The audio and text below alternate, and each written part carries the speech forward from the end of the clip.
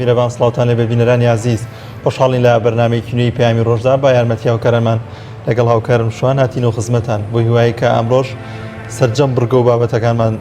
جێگەی سوود و ڕەزامەندی ئێوەی عزیز بێت. ئایزانم سڵاوتان لێبێ و بەناوی خوای گەورە و میهرەبان بە هیوای تەندروستێکی باش و لە ساغی بۆ هەموو لایەک سپاس بخوا ئەمڕۆژ دەرفەت هەبوو لەگەڵ هاوکارانم لە پەیامەوە بە هاوکاری هاوکارم دانیال نورەدین کۆمەڵێک بڕگە و بابەتی جیاوازی پەیامی ڕۆژتان پێشکەش بکەین وەروە لەو بابەتانی کەوا ئەمڕۆ بۆ ئێوەی ئازیزمان ئامادە کردو لە دیارترینیان باسکردنە لەسەر ڕاگەاندنی کۆمەڵێک کار و پرۆژەی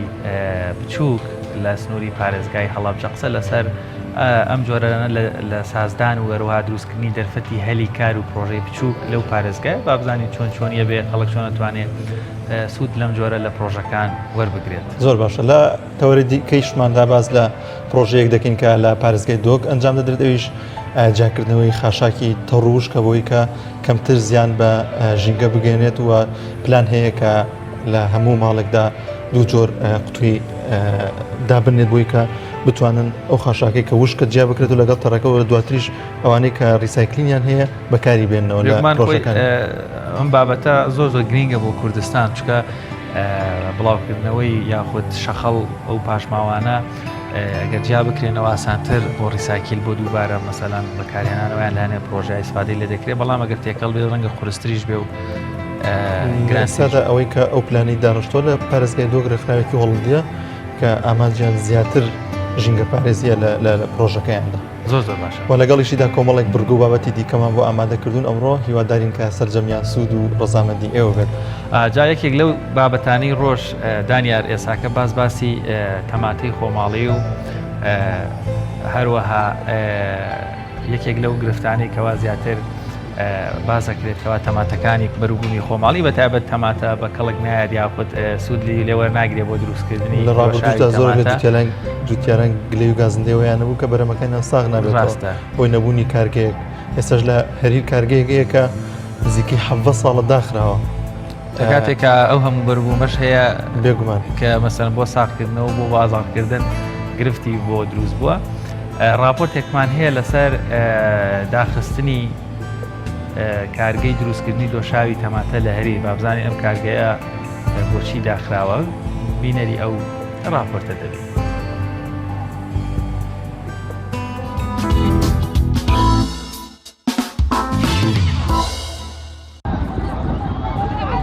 لەگەڵ پێگەیشتنی بەرهەمەکانی ناوخۆ بەهۆی بێپلانی حکوومەت جۆتیاران ناتوانن وەکو پێویست سوود لە بەرهەمەکانیان وەرگرن و زۆربەی کاتیش جۆتیاران زەرمەند دەبن و بەرهەمەکانیان فڕێ دەدەن. لە ئێستادا کە وەرزی پێگەیشتنی بەرهەمی تەماتەیە بەهۆی بێپلانی حکوومەت و وەزارەتی کشتوکاڵ جۆتیاران ڕوبەڕووی زیانێکی زۆر بوونەتەوە. ماوەی 17 ساڵە یەکێک لە گەورەترین کارگەکانی خوتوبەندی ئاوە تەماتە کە لە ناحیەی هەریرە لە کار کەوتووە و کاری پێناکرێ کە لە توانایدایە مانگانە 4000 تەن تەماتە لە هاوڵاتیان وەربگرێت. هاوڵاتیانی ناحیەی هەریریش داوا دەکەن ئەو کارگەیە لە ماوەیەکی زوو بخەنەوە کار بۆ ئەوەی کەرتی کشتوکاڵی ناوچەکە ببووجێتەوە.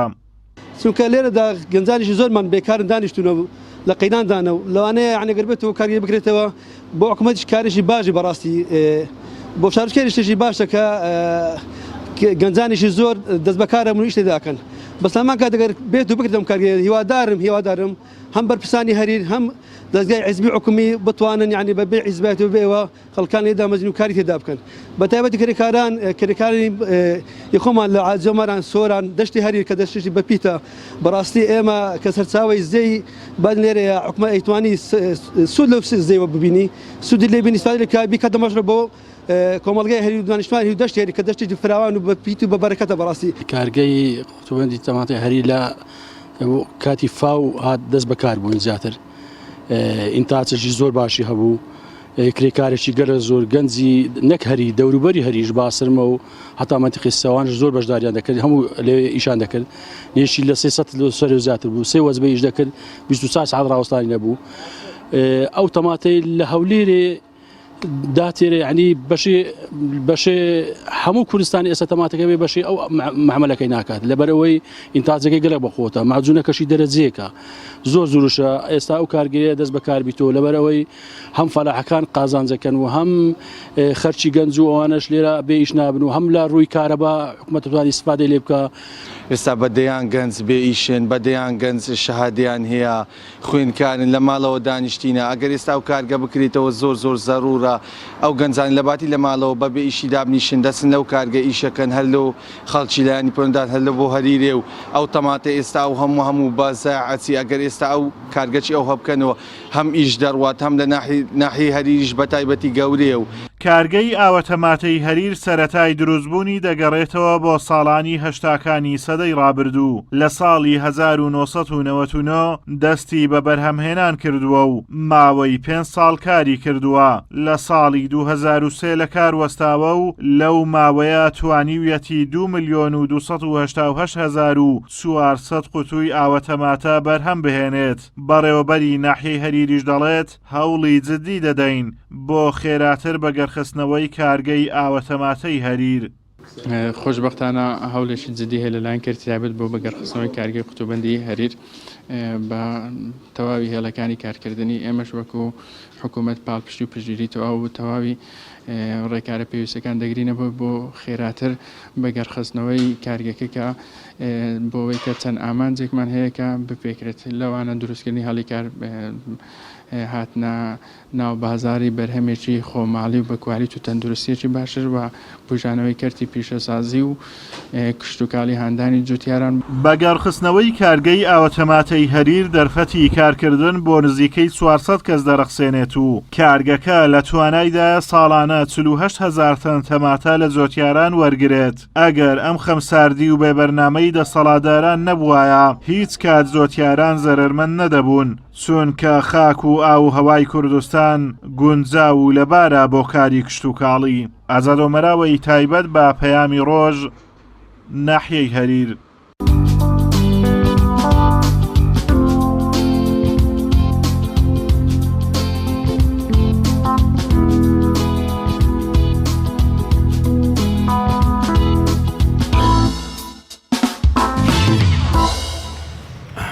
بەڵێ زان یەکێک لەو گرفتانەی کەوا ئێستاکە بە شێوەیەکی گشتی لە هەرێمی کوردستان خەی زۆرێک لە هاوڵاتیان و بەتایبەت چینی گەنجانی گرتووەویش نەبوونی دەرفەتی کارە گرفت لە چۆنیەتی پرۆژەی بچووکەوانە گرفتێکی زۆر دروست بووە لە هەمبەر دۆزینەوەی کار زۆر باشە زۆرێک لە ئێستادا لە کۆمپانیا یاخود ڕێکخراو هەن کە هەلیکات دەرەخسێن بۆ گەنجان بە ئامانجەوەی کە گەنجان بتوانن کارێکیان دەست پێ یاخود پرۆژەیەکی بازرگانی بۆ خۆیان فراهم بکەن. ئێستا لە هەڵەبجەی پارێزگای هەڵەبجە ڕێکخراوێک هەلیکاری بۆ کۆمەڵی گەنج ڕەخساندووە کە لە ڕێگەی چەند پرۆژەیەک و کە دەیانوێت هەر گەنجێک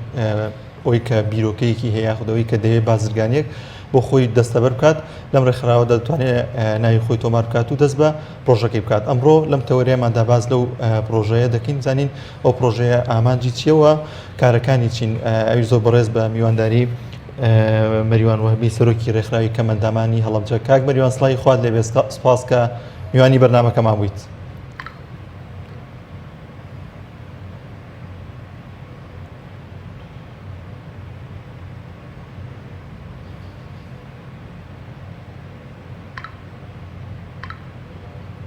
سڵاوی پایگەر لە ڕێستان و لە فەرجانی بینەرانی کاک مەریوان گوێت لە دەنگ ئێمەیە؟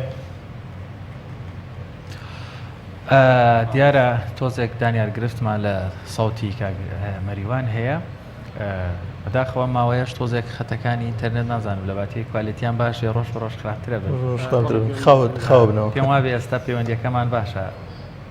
کاک مەریوان سڵاوی خوات لەوێت سڵاو لە بەڕێزیشتان زۆر سپاس. کاک مەریوان دەمەوێت لەوە دەست پێ بکەم ئەم پرۆژێ ئێوە کاری چیەوە ئامانجی چییە چه سوودێک چه قازانجێک بە گەنجان دەبەخشێت؟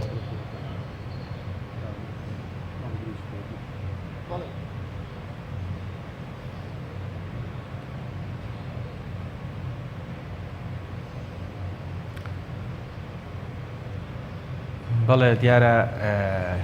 لە پەیوەندیەکەمان لەگەڵ کاکمەریوان وهبی سەرۆکی ڕێکخراوی کەمەندامانی هەڵەبجە بە شێوەیەکی گشتی تاوەکو دەنگەکە باش دەبێت دانیار ئەو پرۆژەیە ئەگەر هەبێت لە تەواوی پارێزگاکانی کوردستان یاخود لە با بڵێن بەشێک لە شار و شارۆچکەکان ئەم جۆرانە لە پرۆژە هەبێ دەرفەت زیاترە بۆ گەنجان ئەمە لە ساڵانی ڕابردوشدا وەزارەتی کار و کاروباری کۆمەڵایەتی پرۆژێکی وای ڕاگەیان بوو کە قەرزی دەدات بە گەنجان بەس پێش قەیرانەکە بۆ کاتە تۆزە بارودۆخی دارایی باشتر بوو بەڵام ئێستاە ڕازەگەوە خراپەوە خۆی کێشەی هەمیشە دەرفەتی کار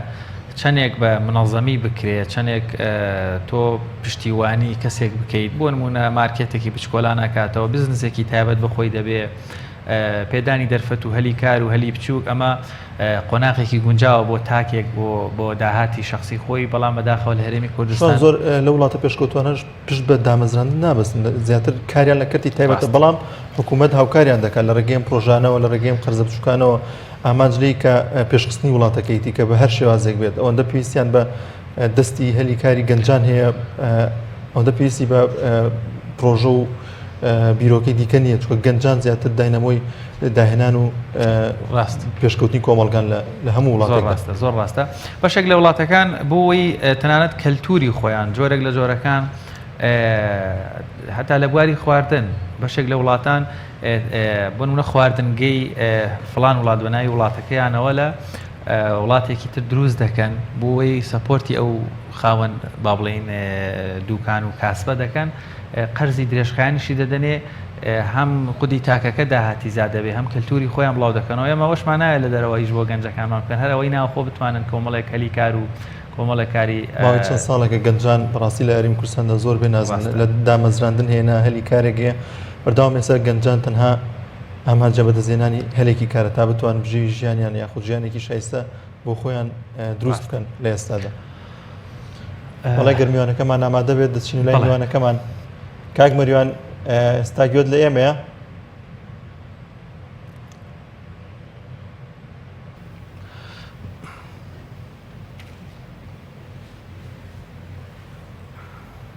دیارە و گرفتار چارەسەر نەبووە پێم وا بێ دەنگمان باشە دانیارەتوانین بچیتە لای میوانەکە کاک مەریوان دووبارە سڵاوی خوات لێبێت من گوێمە دەنگی بە ڕێستانە زۆر باشە دیارە دەنگمان لەگەڵ کاک مەریوان کێشەی نییە وەڵام تۆزێکی پێ دەچێت بەڕێز مەریوان وهبی سەرۆکی ڕێکخراوی کەمەندامانی هەڵەبجە دەمانەوێت من گوێم لە دەنگی بە ڕێستانە بەڵێ زۆر باشە دەمەوێت باسی ئەو پرۆژەیەمان بۆکەی وەک هاوکارم باسی کرد پرۆژەیەکتان هەیە کەویش دەرفەتی ڕەخسانی دەرفەتی هەلی کار و پرۆژەی بچووکە لە سنووری پارێزگای هەڵەبجە و ناحیەی خورماڵ و دەوروبەری ئەگەر باسێک لەو پرۆژەیە بۆ بینەران بکەیت سپاس دەکەیت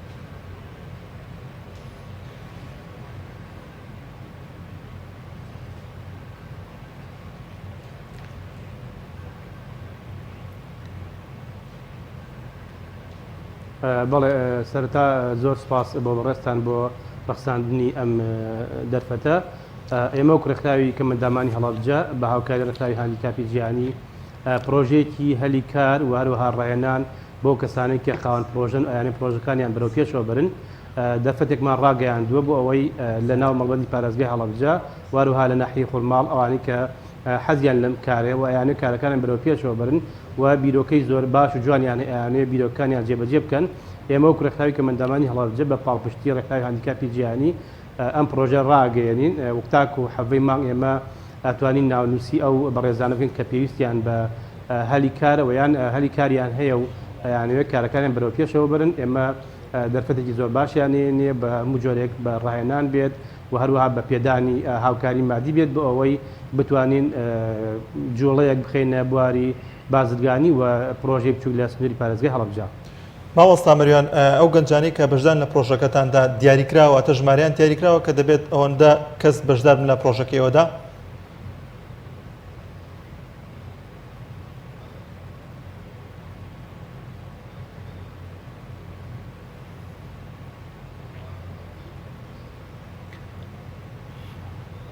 بەڵێ ئێمە سەرەتا ئێستا ڕامانگەیاندووە کە پێویستە تاکو حەڤەی مانگ هەموو ئەو کەسانی کە پێویست حەزەکەن بەشدار بن لە پرۆژەکە ئێمە ناوەنووسن دوای ئەو بەپێی خاڵبەندیەک بەپێی هەموو پرسیارێک هەموو داواکاریەک ئێمە ژمارە و نمرەیەکی لەسەر دوای بە بۆ من ئەگەر بێت و 1000 کەس ناونووسین کات ئێمە بۆ منە 250 کەسێک یان 300 کەسێک هەڵبژێرین لەو 300 کەسە ڕایەنانیان پێەکەین دوای ڕایەنانەکە دوایی دووبارە فۆرمی کلیان ئەێنێ بۆ ئەوەی پڕی بکەنەوە و زانیاریمان برن لەس ئەو پرۆژی کە هەیەە و دوایە بێتە پێشبڕکێ وەکێبڕکێ لە نێوان ئەو کەسانی کە پرۆژەکانیان بەرهەمی زیاترە و پرۆژەکانیان باشترە ئێمە بڕێک پارە لە لایەن ڕکاوی هاندیکاپی جیهانیەوە دیاری کراوە بەپی پرۆژەکان واتە بۆ نمونە تاکوێت ئەگەر بۆ 60 کەسمان دانابێت ئەم پرۆژەی بچوکی بدەینێ بەپی ئەو دەقسێک ئەیکەن بۆمان ئەگەر دەخستەکانیان کەمتری تێبچی ئێمە توانین ژماری بەشدارەکان زیاتر بکەین و بۆ کوتاکوێست ئەوانەی کە مزانیاریمە بێت زیاتر لە 60 کەس لە سنووری پارێزگای هەڵەبجە و لە ناو مەڵبەندی پارێزگای هەڵەبجە و لە ناحیەی خورماڵ سولمەت دەمن لەو بڕهاوکاری کە ئێمە بۆمان داناون و بێژگە هاوکاریەکەش ئێمە ڕاهێنانیان پێەکەین بەوانەی کە هەلی کاریان هەیە واتە خۆیان پرۆژیان هەیە چۆن زیاتر لە بواری لە بازاڕە و چۆن مامەڵکردن و هەڵسکەوتکردن لەگەڵ کڕیارەکان بکەن بۆی پرۆژەکانی بەرەو باش بن. زۆر باشە مامۆستا مەریوان کێن ئەوانەی ئەو لەویەترن بۆ ئەوەی ئێوە با بڵێن لە پرۆژەکەیەوە سوودمەندتر بن بە حکمیەوەی زیاتر پێم وا بێ ڕێکخراوی هاندیکاپی جیهانی زیاتر لە بواری خاوەن پێداویستی تایبەت یاخود پێی خۆشە نەگەوەی تهدید بکات دەرفەت زیاتر بەوانە دەداکەوە ڕەنگە خاوەن پێداویستی تایبەت بن ئێوە هیچ بەتوانین بڵێن ینی کێن ئەوانەی زیاتر سوودمەندە بن لەو پرۆژەیەوە؟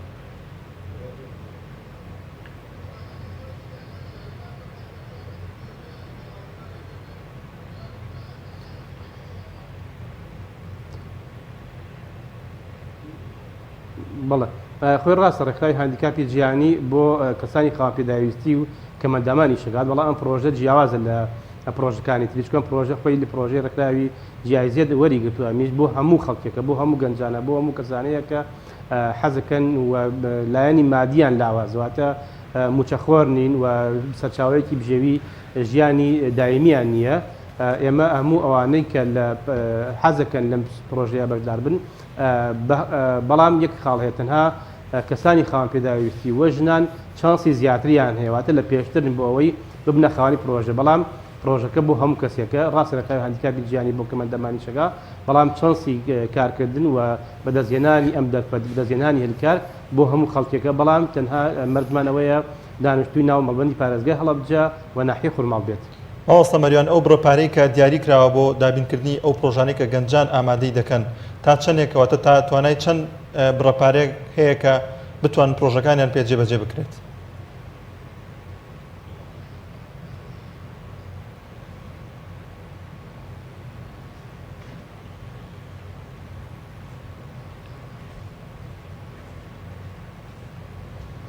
ئێمە دوو جۆر هاوکاری ئەو کەسانەکەین کە سودمەند دەبن ئەو کەسانەی کە خۆیان پرۆژیانە و ئەیانێ بەرەو پرۆژگیان بەرەو پێش بەرن بڕێکی باش هاوکاریەکەن و ئەو کەسانێکی کە خۆیان پرۆژیانی واتە لە سەرتاو ئەیانەوێ پرۆژێکی تازە بنیادبنێن ئەوان بڕێکی زیاتر هاوکاریانەکرێت و ئەم پارەیە کە درێپیان تەنها ئەوەی ئێمە هەندێک لایەنی یاسایی لەگەڵا جێبەجێەکەین و ئەم پارە بە شێوە وەرناگیرێتۆ لیان بەڵام ئەوەی ئەو مەرجانێک کە ئێمە هەمانەکە پارەکە بێت پرۆژەکەی بەرهەمهێن بێ و پرۆژەکەی پرۆژێکی ناوازە بێت یەکێک نەبێت لەو پرۆژانی کە لەم سنوورەی خۆمانە فەشەلی هێناوە و ئێمە دوای لیژنەیەکمان دروست کردووە بۆ هەڵسەنگاندنی پرۆژەکان بۆیە لێرەوە ئەخوازم گەنجان و دانیشتوانی پارێزگای هەڵەبجە کە فۆرمەکە پڕەکەنەوە بیر لەو پرۆژانە بکەنەوە کە بەرهەمیان هەیە لەم کاتا چکە ئێمە پرۆژەکەمان بۆ خۆشگوزەرانیە ئەمانەوێت کاتی کە خەڵک بێکارە ئیشی نەماوە ژیانی بەرەو خراپترە ڕۆ ئێمەمانەی ژیانی بەرەو باشتر بکەین بۆیە بیر لە پرۆژەیەک نەکەنەوە کە لەم کاتا لە سنووری پارێزگای هەڵەبجە هیچ کڕیارێکی نەبێ و مشتریکی نەبێ و پرۆژەکە داخرا بێت. زۆر باشە مامۆستا مەریوان ئەگەر ئەو پرسیارە دووبارە بکەینەوە یاخود تۆزێک ڕوونکردنەوەی زیاتری لەسەر بدەیت هاوڵاتیەکی سنووری پارێزگای هەڵەبجە بیەوێت پەیوەندی بێەوە بکات ئەو فۆرمەتان پێم وابێ بە ئۆنلاینیش بڵاو کردێتەوە ناو نیشانەکان ئەگەر لێرەشەوە ئاماژەیەکی پێ بدەی بۆ ئەگەر کەسێک زانیاری نەبێ یاخود گوێبیست نەبوو بێ بیەوێت پەیوەندی بکە یاخود فۆرمەکە پڕکاتەوە چەند ڕێگا هەیە بۆ وەرگرتنی فۆرمەکە یاخود پڕکردنەوەی فۆرمەکە؟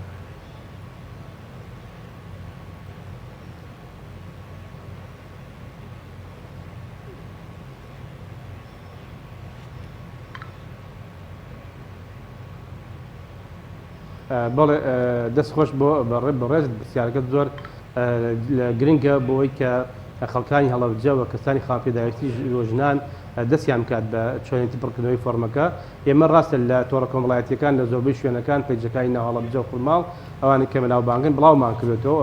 بەستەرەکەمان داناوە بەڵام بۆ کەسانی کە توانای پڕکردنەوەیان یان شارەزانین لە بواری ئەنتەرنێت و ئەنتەرنێت تەکنۆلۆژیا ئێمە لە ڕکاوی کەمەندامانی هەڵەبجە فۆرممان داناوە سنووقمان داناوە واروها لە بەڕێوەبرایەتی گشتی چاودێری کۆمەڵایەتی هەڵەبجە بە هەمان شێوە فۆرم و فۆرمەکانمان داناوە بە هەمان شێوە لە خورماڵ لە کتێبخانەی گشتی لێ فۆرمەکانمان داناوە هەموو کەسانی کە ئەیانوێت فۆرمەکە پڕ بکەنەوە ئەتوانن سەردانی ئەو شوێنانە بکەن بە دوو شێواز دەتوانن فۆرمەکە پڕ بکەنەوە یەکەم بە شێوازی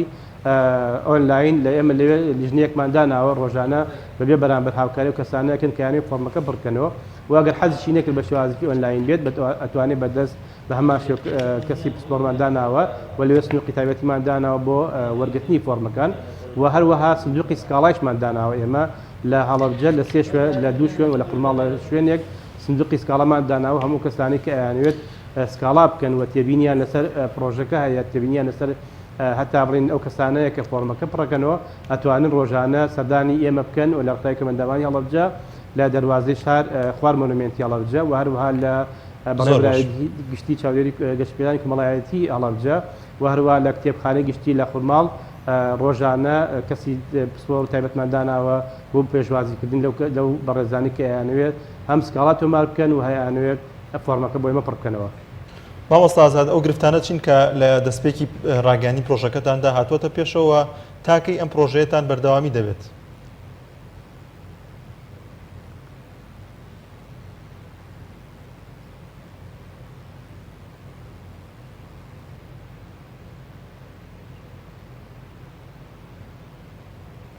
ئێمە هەندێک وەکو زۆربەی پرۆژەکانی ترمان و پرۆژەکانی شوێنەکانی تریش گرفتی ئەم کاتی ڤایرۆسی کۆرۆنا بەداخەوە ئیشەکانی ئێمەی زۆر بەرەوسستی بردووە بەڵام بە شێوازی ئۆنلاین بە شێوازی بۆ ئەم کاتە هەموو ڕێگاکترمان گرتوێتە بەر بۆ ئەوەی کە بتوانین ئەو پرۆژی کە هەمان بە شێوازێکی سەرکەوتو جێبەجێ بکەین ئێمە تاکو حەڤەی حەوت ئێمە مەجای پڕکردنەوەی فۆرمەکەمان داوە بە هاوڵاتیانی خۆشەویست بە دوای ئەوە ئەو لیژنەی کە دانراوە پیاچوونەوە بە ناوەکانەکە هەڵبژاردننی ناوەکان و دوای ئەوە دەستەکەین لە مانگی هێشتا دەستەکەین بە کردنەوەی خولی تایبەت بۆیان بە دوو شێواز ئەوانی کە پرۆژیان هەیەیانە بەرەپێشی بەرن خولی تایبەت و ڕاهێنانیان بۆکەین و ئەوانی کە پرۆژیان هەیە و لە سەرەتاوە دەست پێەکەن دووبارە ڕاهێنانی تایبەتیان بۆکەین و لە دوای مانگی هەشت ڕاستەوخۆ چینە جێبەجێکردنی پرۆژەکەمانەوە. زۆر باشە مامۆستا مەریوان بەدەمەوە هاتنی گەنجان و لاوان بۆ پرۆژەیەکی لەم شێوەیە بۆ دەرفەتێکی لەم شێوە چۆنیە یعنی ڕۆحەتی کارکردن گیانی بوونی خاوەن پرۆژەیەکی خۆت لە ناو گەنجانە بەدی دەکرێت وەک ئەوەی ئاگاداربی ڕێژەیەکی زۆر یاکەم دەستیان کردووە بە پڕکردنەوەی فۆرمەکە و یاوە خۆت سۆراغی ئەم پرۆژەی ئێوە دەکەن.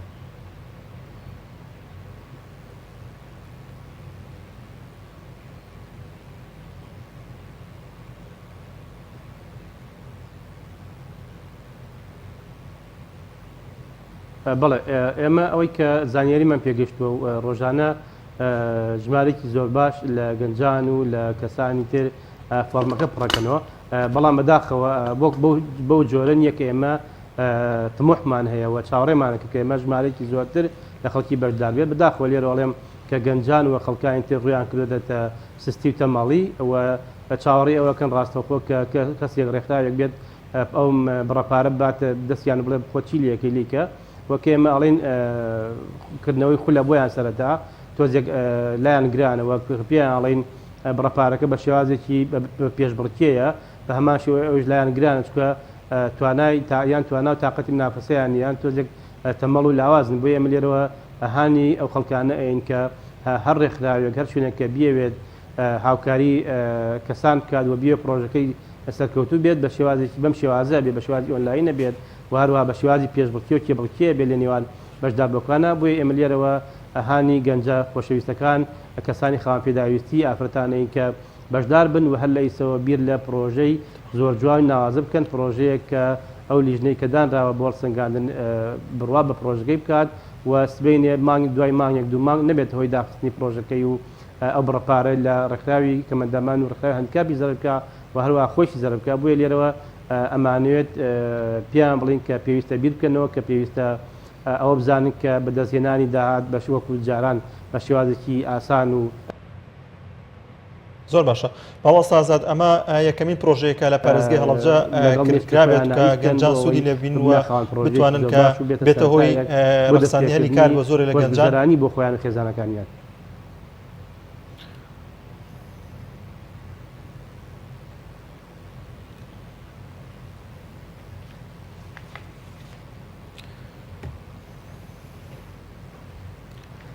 ئێمە وەکو ڕێکخراوی کەمەندەمانی هەڵەبجە لە زۆر بوارە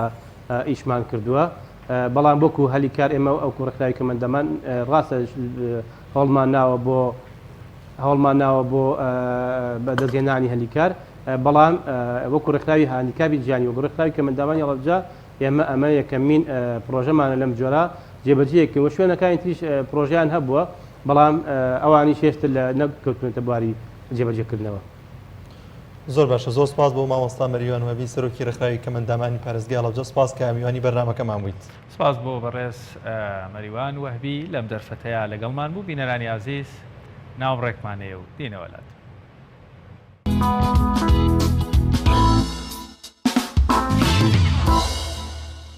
تۆپ ئارت تاکە بریکاری تۆڕی میدیایی کۆمەڵ بۆ دروستکردن و بڵاوکردنەوەی ڕێکلام تۆپ.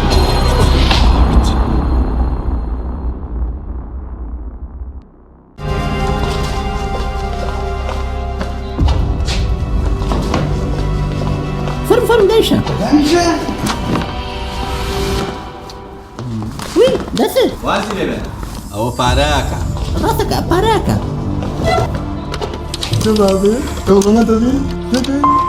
بسيطة شير نبي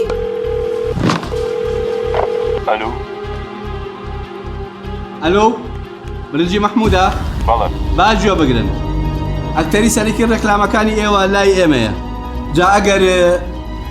هفته زور جا اگر پارەیەکی زۆرمان نێنێ ئیتر ڕێکلام و مێکلامی برنجی محمودیش فونیش جار ئێستا جواب مەوێت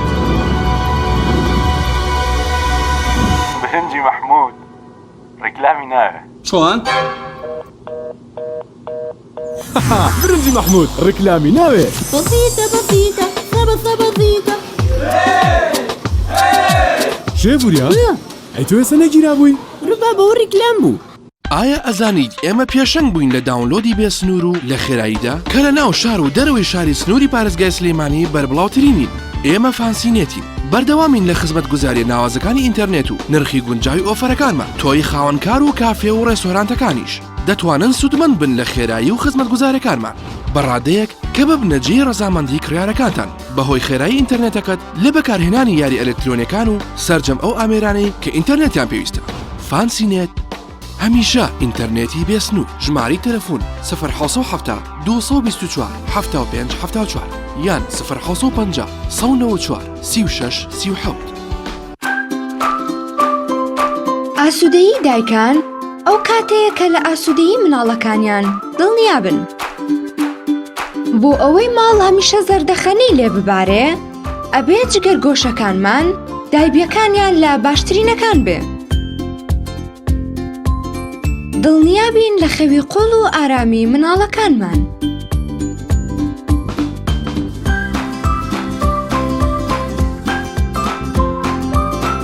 بۆ ماوەیەکی زۆر توانای هەڵمژینی هەبێت. توندوتۆڵ بێت و پارێزگاری جەستەی ناسکی بێت.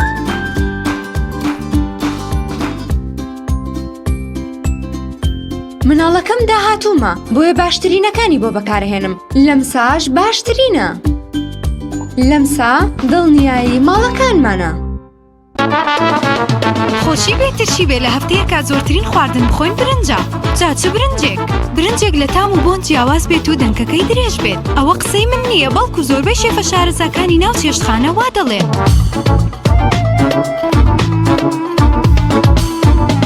برنجی برنجی ئاوزێڕێکی کە لە باشترین برنجەکان 11 هندیە وەرن بە یەکەوە برنجی ئاوزێر تاقی بکەینەوە خۆشی بە لەزەت تەنها لە برنجی ئاوزێڕە برنجێک بخۆن کە دڵنیابن لەسەر چاوەکەی چونکە تەندروستیتان لە هەموو شتێک گرنگترە برنجی سروشتی شیمال باشترین جۆری برنج لە تەواوی دنیا ئەویش بەهۆی ئەوەی لە خاکێکی بەپیت و جەوێکی شێدار و باراناوی شیمالی ئێراندا دەڕوێت برنجێکی سروشتیە و هیچ مادەیەکی کیمیایی و حافزەی تێکەڵ نییە و هیچ زیانێکی بۆ سەلامەتی و تەندروستی و قەڵەوی نییە بگرە زۆریش بەسوودە پێکاتەوە ڤیتامینەکانی برنجی سروشتی شیمال پرۆتین، ئاو، ڤیتامین ئی، کالیسیۆم، ئاسن، مەگنیسیۆم، مەنگەنیز، پۆتاسیۆم، ڤیتامین B1، B2، B3، B5، B6 واتە ئەم برنجی کارگەکان نییە خاڵی بێت لە ڤیتامین بەڵکو چڵتوکە و خۆمان کڕی دەکەین شێوازی لێنانی لەگەڵدایە بۆ دەستکەوتنی برنجی سروشتی شیمال پەیوەندی بکەن بە 1970 353 27 27 هەر کات تاقیتان کردەوە خۆتان بڵاوی دەکەنەوە.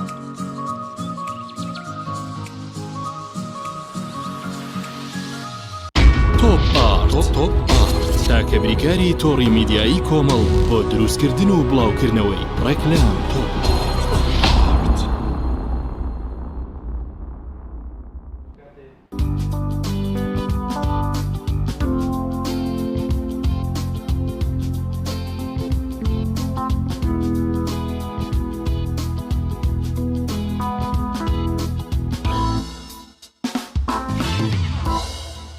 ئایزان دووبارە سڵاوتان لێبێ لە تەوەری دووهەمی بەرنامەکەمان قسە لەسەر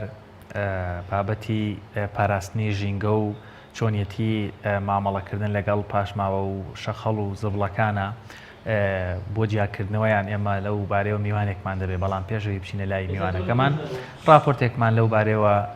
بۆ ئامادەکردوون با بینێنی راپۆرتەکە بین.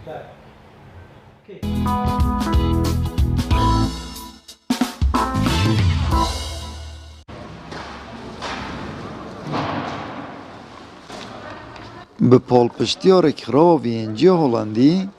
rêveberiya Bajêrvaniya li Parêzgeha Duhokê dest bi vekolînekê li dûrçewaniya rêvebirina Bodeka Gilêşê kiriye. Ji bo hindê ku Gilêşê Duhokê rengekê baştir bête çareserkirin. Jêk cudakirina Gilêşiye da bizanin ka çend rêja her gilêşekî nav gilêşê Parêzgeha Duhokê yan bajêrê Duhokê Herwasa Semêlê da bizanî ka herek ji wan çend rêje çunku ew bû me dest nîşan ketin baştirin rêgeca re ji bo seredarîkirin yan çareserkirina gilêşî kadê hîç teknolojî bîtin ji ber ku eldîv vekolînê hatînekirin li 2016 pitir ji 52 sadê xwarin û vexwarin yan bijne organîk materyal bûn gilêşê me vîja vê gavê em careka diyê vê vekolînê keyne ve da bizanîn rêja gilêşî ka çend e bi zabit ka çend e û bizanî kadê çawa çareseriyê lêkin ku pişiklekî kêmtirîn zarar ser jîngê heye bît. Edniha da bi du renga gilêş li kargeha Kaşetê te jêk cudakirin ku ew jî bi destî û mîkanîkî ye. Lêkal ser projeyekî têtekirin ji bo jêk cudakirina gilêşî li nav bajêran. Ev danana 200 lên gilêşî bo her malekê. Ev kargeha gilêşî jêk cuda dikirt mîkanîkî jî û bi destajik. Wextê gilêş tê kilitê heta mîkanîk û destî gela zehmet e gilêşê te ro tişt û botlo qotîk û şîşa pêk vedmînin. Yani teqrîben kevatan amelê 30 sadê. Heker besî hişk bêtin ecîzet mîkanîkî heta bi destî ihtimala kevat biş 90 sadê. Taban hindî tu gilêşî pitir jêk cudakî ew bayramayekî paşê çi dibin axkirinê kêmtir lê têt an ku tu kêmtir jîngeyê pîstkî. Ew gilêşê tu komşkî bitwarid bû hikûmetê çi xezînê çikin firoşinin mezat herwasa bin derfetê karî herwasa çit gelek şwan çit xarij û Tirkî İranê yani emla saeb bû herêmê têtin. Bi cêbecekirina vî projeyê û jêk cudakirina gilêşê tar û hişkşilaya hevpilatiyan ve dê karê kargeha Kaşê zêdetir bît û bermayekên pîskirina jîngehê jî kêmtir bin. Dîsan dê dahatekê zêdetir jî ji vî kertî peyda bît. Amed Birîfkanî taybet bû bernamê Peyamê Roj Duhok.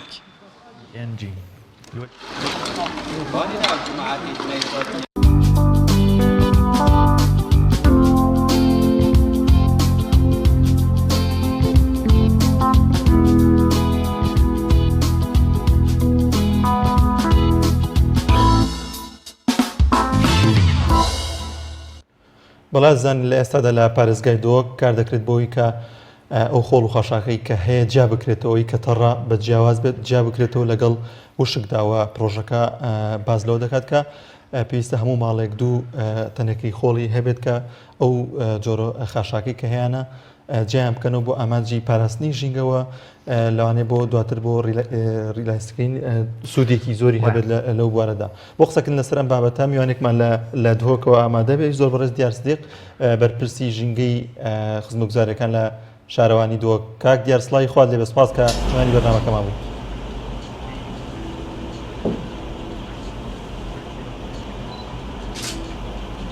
زۆر مەمنون گیان بەسە سەر و بەسەرچاو بەیانی باش بۆ هەموو بینەرانی پەیام تیڤ بەخێر بێن سەرچاو. زۆر سپاس کاک دیار ئاماژ لەم پرۆژەیە چیەوە چۆن دەتوانن ئەم پرۆژەیەوە جیاکردنی ئەم خاشاکە ئەنجام بدەنەوە ئەو ڕێکخرا هۆڵندیە چۆن دەتوانن هاوکارتان لە پرۆژەکەدا؟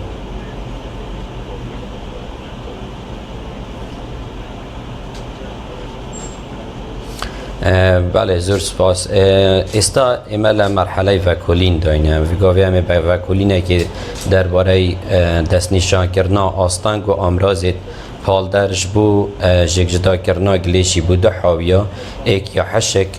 پلاستیک و کارتون و شیشە و ئاسن و هەندێک جۆرێ دی و ئێک ژی بۆیاڕۆن وەکو خارن و ڤەخارن و گلێشی حەدیقێ و یان بێژنێ ئۆرگانیک مستەڵحی علمی ڤگاوێمێت مەرحەلا ڤەکۆلینێ دادا بزانی کادێ چه ئاستان کێنە پێش ئەگەر هاتو ئەف پرۆژە ئەلنێزیک چوو دوباری جێبەجێکردنێدا ji ber ku her girêbestekanî ewanî ke nît bîteve me têda cêgîr kiriye ku dest jêkcidakirina gilêşî bihêtekirin li mal weku êkiş planêt hikûmetê û kabînan nî û perepêdan jîngehê û pêşxistina jîngehê taybettir warê zibl û xaşak yan gilêşî ji ber ku piştî 10 salê خیبره ما ورگرتی و ما ادارت نفاعات دا کار کری الپارزگاه دو که ام پروژه که گله که دباشین کار کم کرنو و گاسنا گلیشی دا لی وقتی تهتا چاره سر کرنا گلیشی هندک لاوازیا هی اوشیش بروی چندت زفریتا و جبر که او گلیشت زفریتا و تهتا کارگهت ما کالتیاوی گله کانزمه کارتی کرنی گله کل efficiency یان کفاءة معملیت کتن هر وصا کارتی کرنیل سروان ماده داد کتن اوید پشتی هنگش معملی درد کفن ام نشیم فروشین بسعر بازاریش برکو همی ماده تیک لیکم تایبت خارنو و خارن تأثیر که گلکا یا سلبی السروان برمایی یان وان ماده درد کویتن اویش معملی درد کفن تایبتی کمپوست وکو سمات یان ماده پلاستیک شیشه یان کارتون کالتیاوا گلک نزم بیتنج برتی کلیا وان جوره ماده تمام دم داجی کو کارتی کرنه که گلک و نگتیف سرجینگه هید که تو هر واسا دورو بر جبر که اف گلیشی تانیه تایبت خارن که نزبه که هر زوره خارنو و خارت ناف ریجه گلیشی دا بیده سبب دروزبونا غازت میثان و دوان اکسیدی کربن و بارابترش او آگیرت پیداد بن التمرت صحی یان او کردید بجنگی فک یان وانا اول سبب هبونا وان غازاتش جبر هنده وگاوه ام گهشتینه نقطه که یان خاله که هکر پشتی 10 سال دیجی ام بکین هر دست بکرنا جیک جدا کرن لمال یکم و تاکه چاره سریه بو تطویر کردن و پیش برنا قطاع ادارت نفایات الهرم کردستانی جبر هندی وگاوی پیکول تیتا کرن هاریکاریا رکخرا وی انجی هولندی کو وی وکولینه هم انجام دین باجر دو که سیمله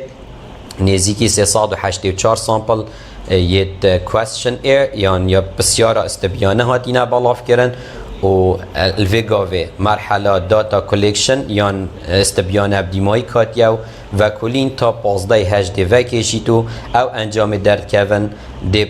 توصيات يان دهنا بلند كرن و برس كرن بجهت سردار و بريا گشتي و هروسا وزارت شارعانی گشت و گذار و پارزگاه دو که جبو دانا برگاره کل سر انجام و دست بکرنا جگ جدا کرنا المال یا وی پلانا بهاتیا دارتن. زۆر باشە سەیدا دیار ئەو بەکۆڵینانەی ئێوە ئێستاکە خەریکین ڕاستەوخۆ لەلایەن شارەوانی دهۆک واتە بەشی خزمەتگوزاریەکانی ژینگە و لەگەڵ چ لایەنێکی تر ئەو پرۆژەیە با بڵێن ئەو لێکۆڵینەوەتان دەست پێ کردووە و با بڵێن نەتیجەی لێکۆڵینەوەکە گەرچی تا هەژدەی مانگ باست کرد بەڵام بە چ ئاراستەیەک ڕۆیشتەوە یانی هیچ نەتیجەیەک هەبووە تا ئێستا؟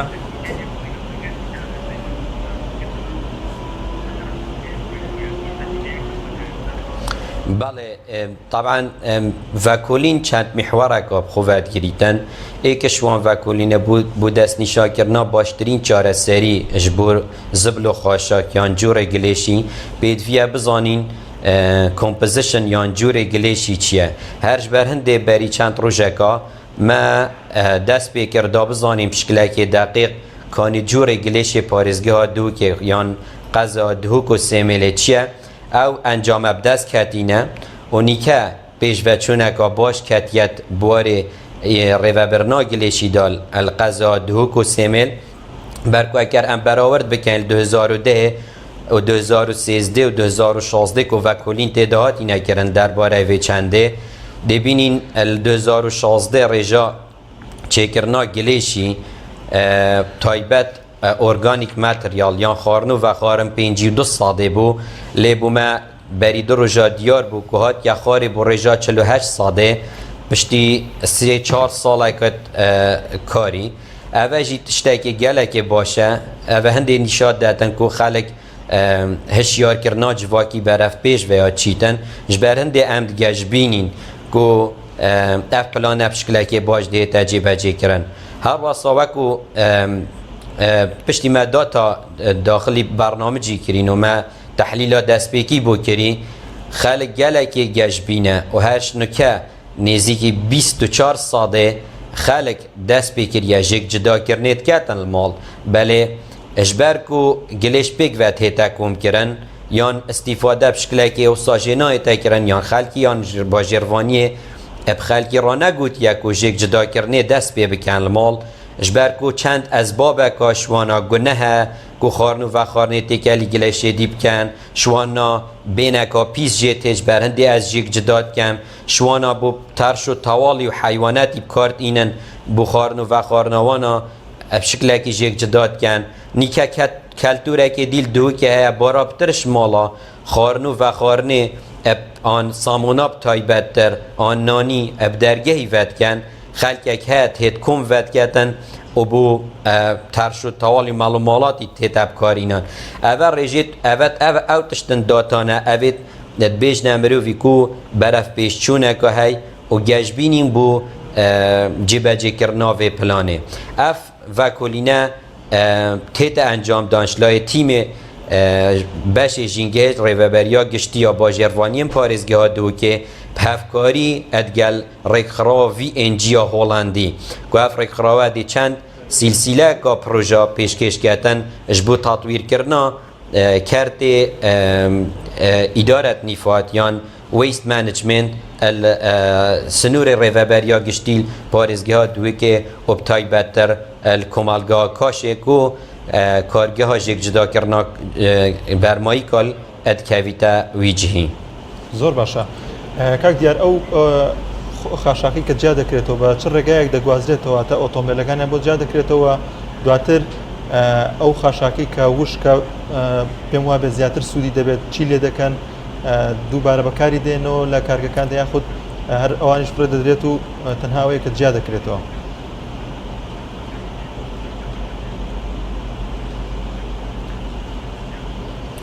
بله سپاس اوه پسیاره که گله که جان و جه خودایه صراحت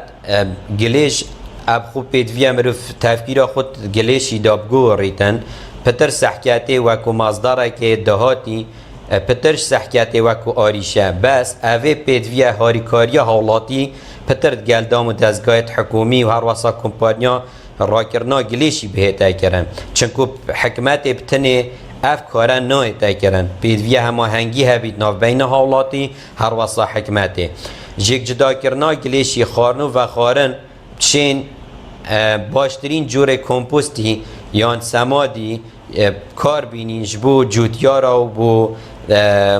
فایده جی بیتا ورگرتن بواره چاندنه دا هر واسا گلک فرصت کاری یان دلیوید کاری بین رقصاندن بو خلق اکید وی بواری دا تمان دم داجی او مواد تحشک یان او برمایی که تحشک وکو پلاستیک و شیشه و کارتون اتشید بهایت وانا زیده تر بن و تشید کفاء کارگه وگاوه بو پیزانین یعنی کفاء کارگه ادابا زیاتا 30 صاده اجبرکو گلیش ما گله که تکلی که گله که پیسه وقتی گتا کارگه ایک اشکارت اخید اجبرکو آوات دا گلک پیساتیات دا دو او مواد درد کون کوالیتیاوی گلکا نظمه بسعرت سی که گلک که باهای که کم تیتا فروتن بله که جک جدا کرن بهتا کرن ایک ده احتمال مازنه ده و برهناند وی بواری ده تا کرنش برکو اگر از بزانم بشکل که بردام ده بوم برمایی که پلاستیکی یان کارتون یان شیشه دیش کارگاه ها جک جدا کرنا گلیشی تا کرن از بارکم و برهنر چند وی بواری ده گلک و برهنانه بکن و گلک مفاید جینگهی بزفری نوه بو حکمته و هر واسا دلوید کاری جی بو خلق دوره چیکنو و او ببیت ادهاتک پتر کمرو سحکته وکو آریشک یا اقتصادی زور باشه سیدا دیار لأگری دا بسیارت درستر جاب دم درباره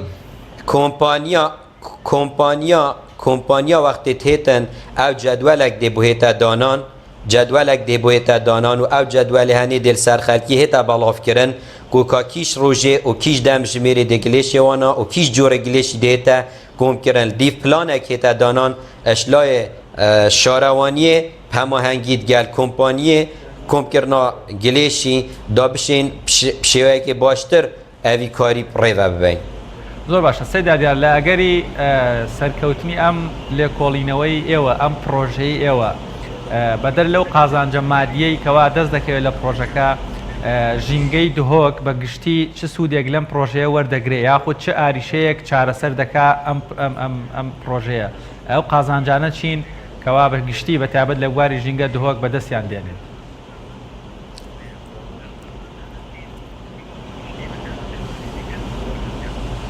بله اگر ام بی سحکینه طبعا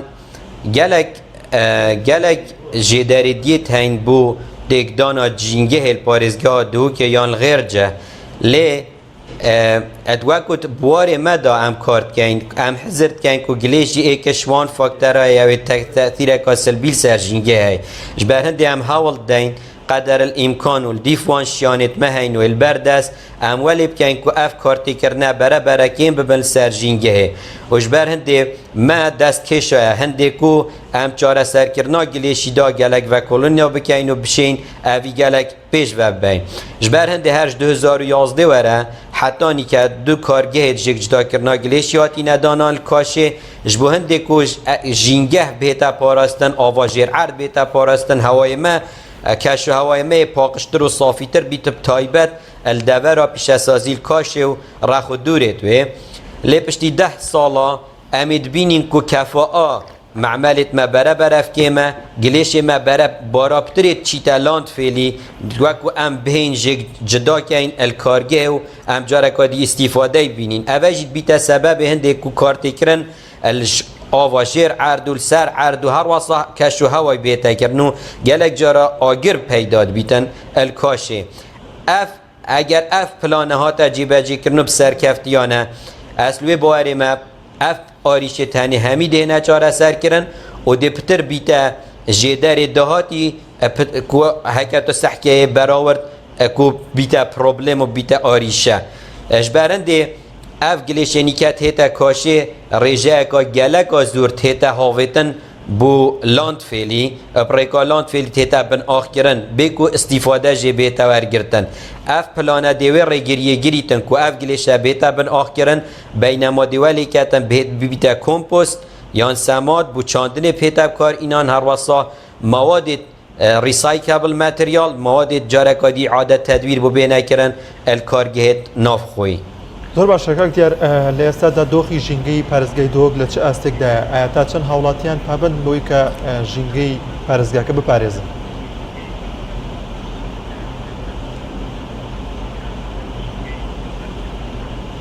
بله زور سپاس طبعا اگر سیری خلقی دۆک بکەین صراحت زور ژینگە پارێزن من ئەوە 10 ساڵە من لەو بوارەدا ئیش دەکەم یعنی سەیری سەر دەکەم ئێستا یعنی بەرە پێشڤەچوونەکە گەلە باشە پێشتر وەختە ئەم چوینە سەیرانە ئەم چوینە دەرکەتنا دابینی زبل یان گلێشیل هەر عەردێکی هەی وێگاوێ جانترین شێوە هەر کەسێکی دەردکەوی جی عەلاگەیەکی گلێشی گەل خوات بەتەن گلێشی خوات کەتە تێدا و گەل خواتی تەمال ئەبەت بیتە سەبەبی هەندێک و مرۆڤ سەحکەتێ خەڵک ژینگە پارێزە بەرەف پێشچوونە هەروەسا من نەوێتن ئەس ئەنجامێت ڤەکۆڵینێ دەمە دیارکردن هەژوێگاوێ بەس دیفوان داتایت بەردەست من هەین پترش 700 خەلک نیکەیە یە حازرە ژێک جداکردنێ ماڵ بکات بەلێ دو شێوازە پتر حەستکەن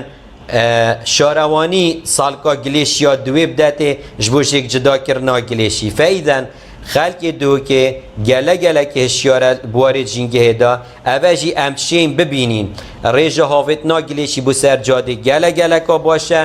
گەلک خەلکی هاریکارەت گەل کۆمپانیایەت کڕاکردنا گلێشی هەروەستات گەل شارەوانی ئەو تشتێ مە پێ ڕاست پاردین خەلکێ دۆکێ سەراحەت یە جێبەجێکردی وەکو مە پلاندانایم تشتێکی نزبیە ئەس نابێژم 100 دێتە جێبەجێکردن یان 100 هەمی پێگیرن بەس ئەسشێن بێژمەتە ڕێژە هەرە زۆرە خەلکی دۆکێ ژینگە پارێزن و گەلک حەش ژینگەها دۆکێ پاکڕاگرتناوێ ژینگەهێتکەن زۆر باشە سەیدا دیار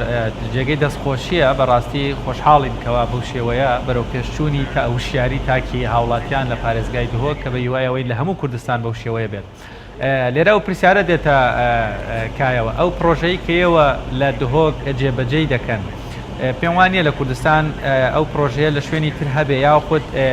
مەسەن مقارنە بە ئەزمموی وڵاتانی تر بۆی ئەوان چۆن کردویانە ئێوەش بتوانن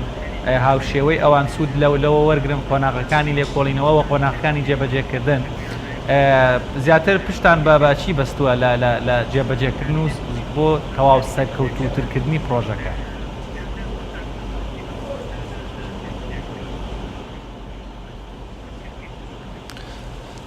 طبعا اف پروژه هکر ام بچین اف پروژه نه پروژه نیکه مزور کاری سرکری حتی ام ویره ام هاتین السال 2011 ماستر پلان ادارت نفایات بو پارێزگاه دو که هات دانان شلای یونیسف و یونیسف او ماستر پلان 2011 هات دانان هر زیکار ریوبریا گشتیا باجروانی پارێزگاه دو که کار سرکریه هرج بروی چنده اسوک و اس ویگاوی از 2013 هنارت ما بریتانیاش بو دیراست کردن یا خواندنا ماسترید وی بواریدا و از گرامه و بو تطبیق کرناوی ماستر پلانی اوی هات کردانان 2011 و همی پیکل تینه کرن که اف ماستر پلانه بشکله که درست بهت جیبجی کرن هر 2011 ایکش خطوات ماستر پلانی جدا کرنا گلیشی بوی المال و چاوانیا انجام دانا وی کاری هج بر هنده او خبرایان او کار مهاتیا آن او خواندنا مور گرتی یا او معلوماتت مور گرتی جدر و همان دم دا رخ و دورت ما همان دولتت پیش کفتی کانه چی کریه و چای کریه اسنا همه یان براوردی بتم 100%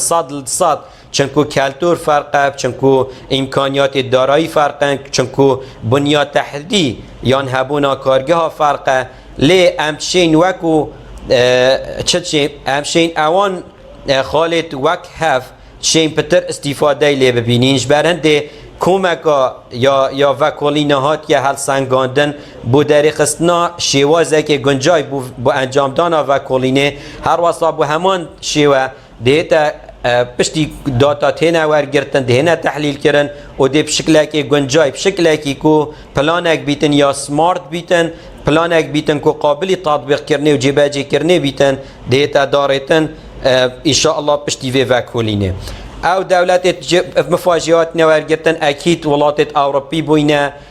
شوانا بريطانيا و المانيا و هولندا بويا ولات يابان بويا اوی تاني همي هاتين هل سنگاندن از براوردی پترجي مدگل دولت یان بجنه third world countries کوانا چکریا چکو زوربه زوری وانا اف پلانا اف بنگاوه هاوت اینا يمكن فشل اینا اجبر تسرع یا اجبر انجام دان یان بریاردان سرهندک تشتاکو گلک آب زحمت بو بین جیبه جی کرن جبرنده ما اف تفکیر ما کریه و اموی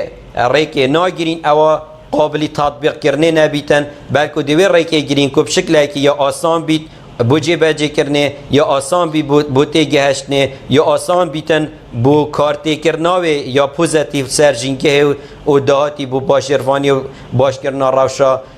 کارگیریا گلیشیل پاریزگه زۆر باشە کاک دیار ڕێکخراوی VNG هۆڵندی بە چ شێوازێ هاوکاری و هاریکاری ئێوە دەکاتوە ئەوان ئامانجان چییە لەم هاریکاریکردنی ئێوە لە پاراستنی ژینگەدا؟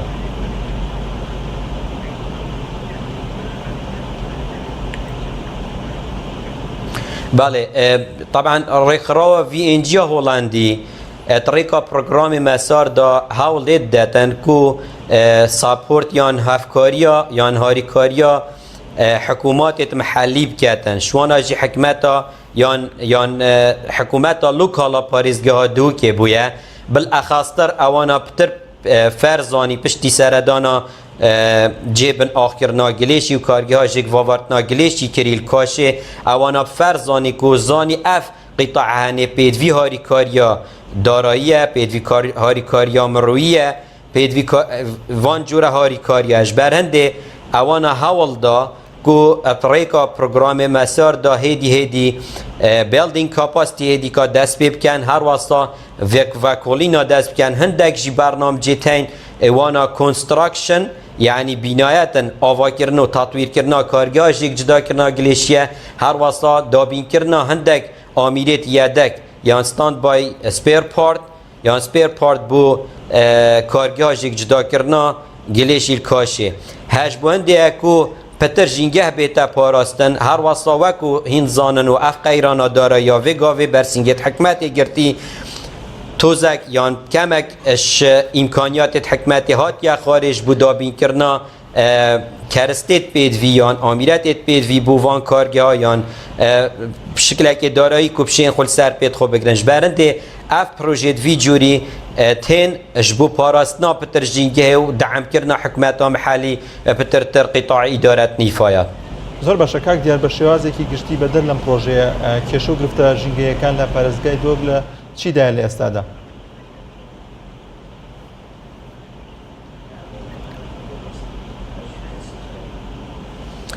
درباره چه درباره گلیش یان درباره ژینگە بە سوڕە عامە دەربارەی ژینگە ئەو گرفتانەی ئەو کێشانەی کە بۆ پاراستنی ژینگە لە پارێزگای دۆکە هەن چین لە ئێستادا؟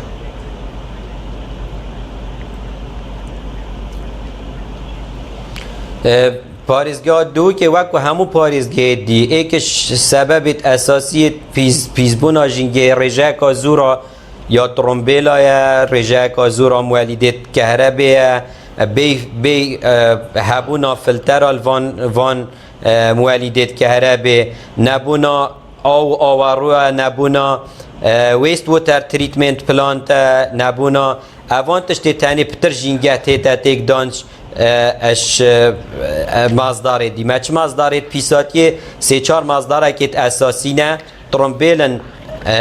و هر واسطا مولیدن کارگهن و او کارگهت فلتر یا دیفرین مای جینگه کار نکن اوانا جینگه توزکیاتک دایل پارێزگا دو که هر کار خو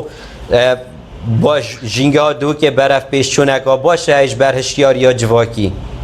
زۆر باشە سەیدا دیار ئەگەر ئەو دەرفەتەکەمەی ماومانە چ داواکاریەکت هەیە چ ڕێنمایەکت هەیە لە هاوڵاتیانی دهۆک لەلایەنە پەیوەندیدارەکان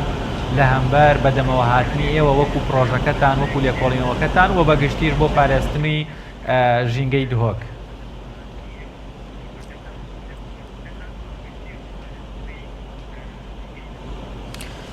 طبعا از سوپاسیا خلک دوکت کم کو جنگه پاریز بوینه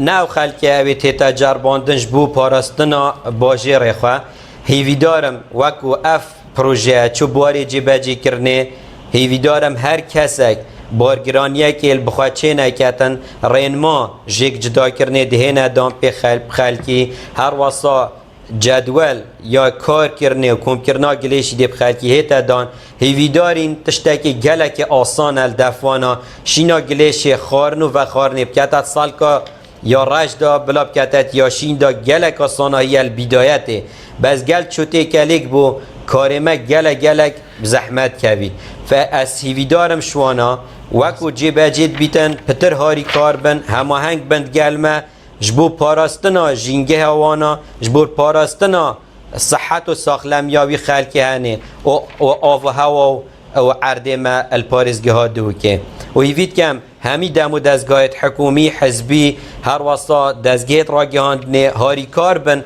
بوان جورا پروژه جبرکو اف پروژه فایده همی تاکه که کردستانی تاکه که دوکی هر تاکه که الوی ولاتی دا جیتن دی جیانا یا پاراستی بیتو مفاده پشکلکی شکلاگهی توانا فهیوید کم جمع جیبجی کرنه همی هماهنگ بند گلمه و هف کار بند زۆر باشە کاک دیار لێکۆڵینەوەی یاخود توێژینەوەیەگەیە کە بازلەوە لە پارێزگای دۆکە پاراستنی ژینگە بۆتەوەی کە تەندروستێکی باش بە هاوڵاتیان ببەخشێت.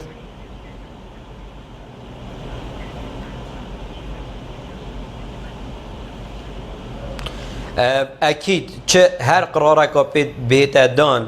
ناچێ بیتن سەر ئەساسێکی خەلەت بیتن ڤەکۆڵین باشترین تشتێک و پشت بەستنی سەر بکەی و تو بڕیارێکە یا سەرکەفتی بدەی ئەس نابێژمەتە 100 دەبیست بڕیارەتە 100 یا درست بیتن بەس احتمال 75-80 de bryarate ya درستر بیتن و هم کوی باری دای نتیجه دوی وکولینه هگر درکتن دی باشترین بریال سر نتیجه دوی وکولینه هتا دان جبر هنده ام پشت بستم وی وکولینه دی بریاره که باشتر هتا دان جبو پاراست ناجینگه ام بارد که این دیا باشتر بیتن جبر کو دوی ناوا وی وکولینه دا وکو از سرپرشت وکولینه و از وکولرم دویره دا ما ریکت نیت هین ما قناغت نیت هین ما ریگت جارت نیت هین کو قدر الامکان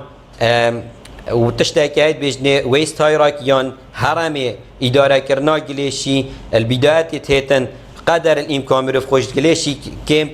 يعني دير بخي جليشي چيناكات باش تجارة كادي جليشي كم كات باش تنجي جليشي جارة كادي كاربي بو غير شول و جارة كادي ريسايكلينج و ديماي كي ريكافري انرجيان كومبوست آخر تشت ما البرا جليش بيتا بن آخرن فإذا أف خطوات تاني أفيد بريفنشن أفيد خبارس نيش جليشي همي دهنا ريكومند كرن همي دهنا توصية كرن و دهنا جباجي كرن پشتی وکولیم دیمایک تتن ازنا خوده زۆر سپاس بۆ بەڕێز ئەندازیار سەیدا دیار سادق بەرپرسی بەشی ژینگە و خزمەتگوزاریەکان لە سەرۆکایەتی شارەوانی دهۆک بۆ ئەم دەوەرەیە لەگەڵمان بوون بە هیوای تەندروستیەکی باش بۆ هەموو لایەک و ژینگەیەکی باش بۆ هەموو کوردستانیان. زۆر باشە بینەرانی عزیز دەچین لای زانیاریە کە باز لە ڕێژەی چۆری خوێن دەکات بزانین ڕێژەی خوێن چیەوە تا چەند کاریگەری بۆ تەندروستی لەش هەیەوە ئەو زیانانە چین کە لە ڕێژەی چۆری خوێندا هەن.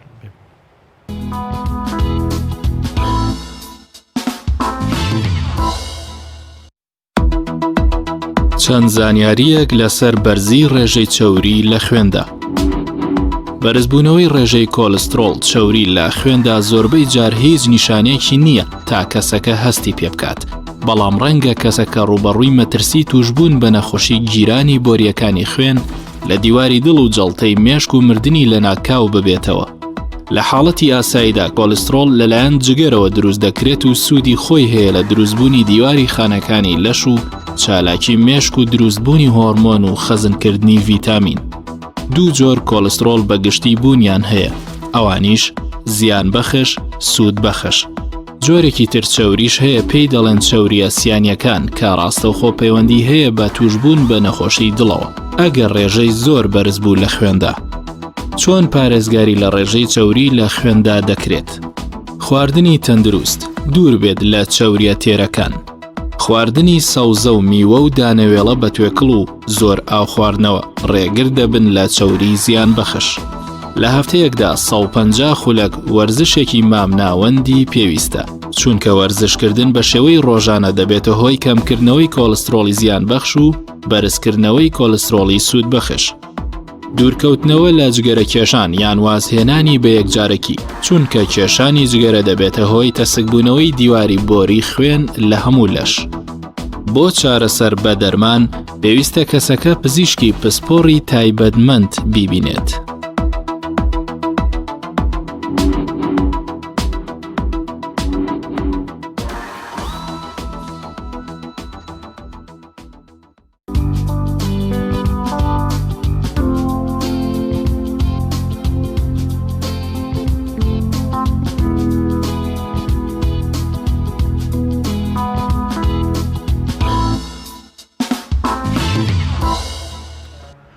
هەنگوین یەکێکە لەو با بڵێن ژەمە خۆراکانەی یاخود یەکێکە لەو خواردنە زۆر خۆشانەی کەوا لای زۆربەی هاوڵاتیان جێگەی گرنگی پێدان و بایخ پێدانە، وەروەها ئەگەر بێت و کوالێتێکیشی زۆر بەرز بێت ڕەنگە نرخەکەی زۆر گران بێت و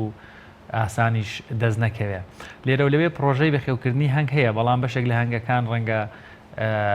بە ڕێگای تۆزێک تیجاریانە مامەڵیان لەگەڵ بکرێ بۆی بەرهەمیان زیاتر بێ، بەڵام ڕەنگە کوالێتیان خراپتر بێت. ڤیتیەکمان هەیە لەسەر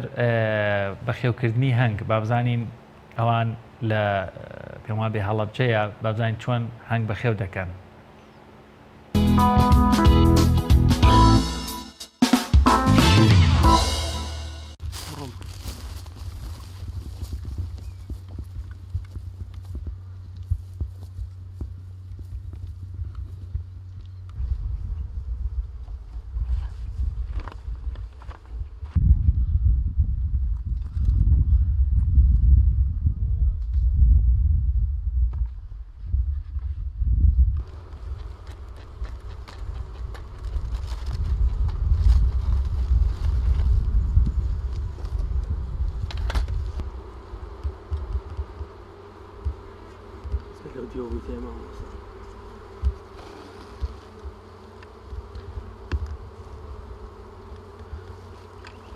من مەریوان عەبدولعەزیز پیشە مانگەوانیە ئێمە خۆمان وەکو بنەماڵات لە باو باپیرمەوە خەریکیان پیشە بوون و خولیا و حەز و ئارەزوێکی تایبەتمان هەبووە بۆ هەنگداری، بۆیە ئیدامەمان بەم کارەدا و مودەی چەند ساڵێک ئێمە کارەکەمان کردوتە پرۆژە و ئێستا زیاد لە 200 سنووق هەنگمان هەیە. هەنگەکانمان ئەوەی کە بۆ هەنگوین بۆ بەتەمان هەنگوینمان بۆ بکە بردوونمان کە شاخەکانی دەوروبەری هەڵەبجە بەشێکیان ئێستا وەکو ئەیبینن لە ناوچە شاخەکانی بۆینن و بەشێکمان لە بەفری میریە، هەندێکمان لە شنروێ. تەوزیعمان کردو بۆی لە شاخەکانی دەوروبەری هەڵەبجە هەنگوینێکی سروشتیمان دەست بکەوە، هەنگوینێکی دوور لە ئاوەدانی، دوور لە هەموو مادەیەکی زیان بەخش کە هەنگ حەزی لێ بکە، بەتابەت شیرەمەنیەکان و شیرینی و شەکرۆوانە. ئەلحەمدوللا ئەوەنەی کە سەیرمان کرد هەستەکەین هەنگ خەریکە دەستەکا بە کۆکردنەوەی هەنگوین و هێشتر کاتیش وەکو کات ماوێتی.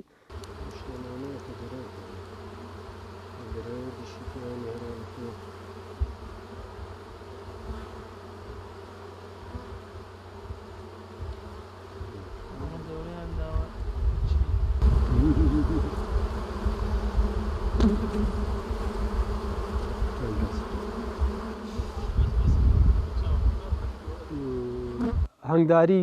ڕاستەکەی حەز و ئارەزووە خولیایە، هەرچەند زەحمەت و مەینەت و تێشوونێکی زۆرە لە ئەمڕۆ، بەڵام حەز و خۆشەویستیت بۆ هەنگ کە تێکەڵ بی لەگەڵاوات لە یەکا بەردەوام بی و هەوڵدەی وازیان لێ نەهێنی، ئەگەر هەنگیشت نەمێنە دووبارە دەست پێ بکەیتەوە.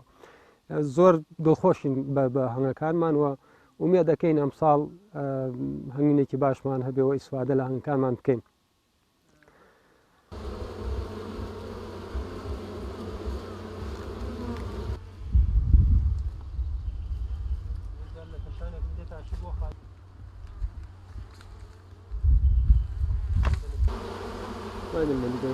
مەلیکەکە ڕەنگی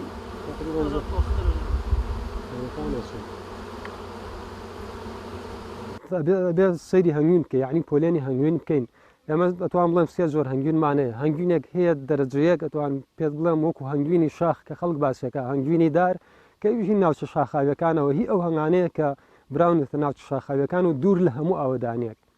و دوور لە هەموو خزمەتێک ئەمە ئەتوانی بڵێ هەنگوینێکی دەرەجەیەکە هەنگوینمان هەیە هی پێدەشت و دەشتەکانە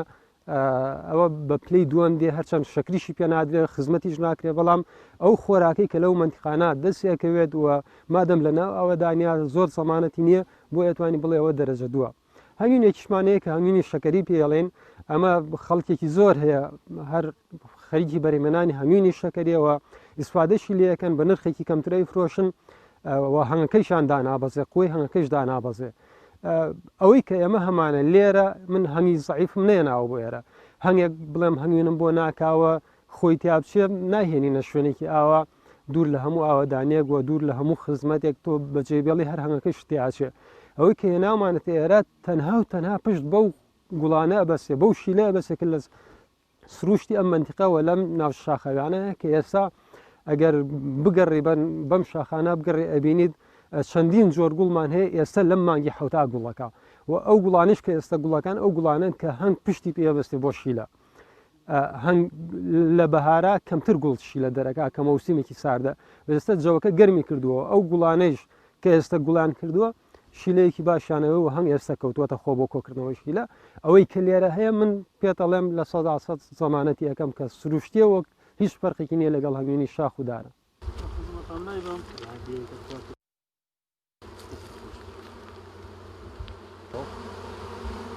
هەر یەک شانی ئاوات 2000 هەنگی لێ نیشەوە مەلیکە توانێت 2000 گەرا لە ناو ئەو چاوشش پامانەدا بکە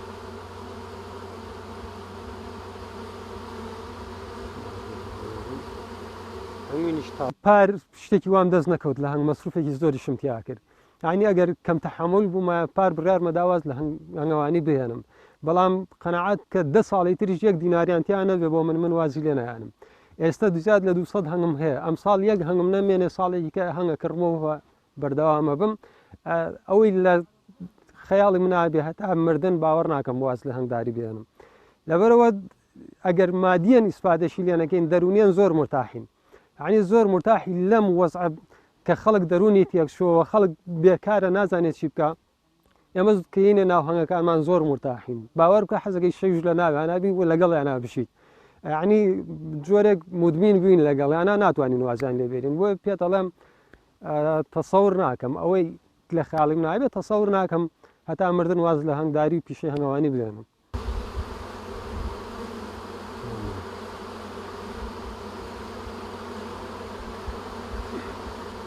بۆ ڕەشەڵێکی باشی بۆ ڕەشە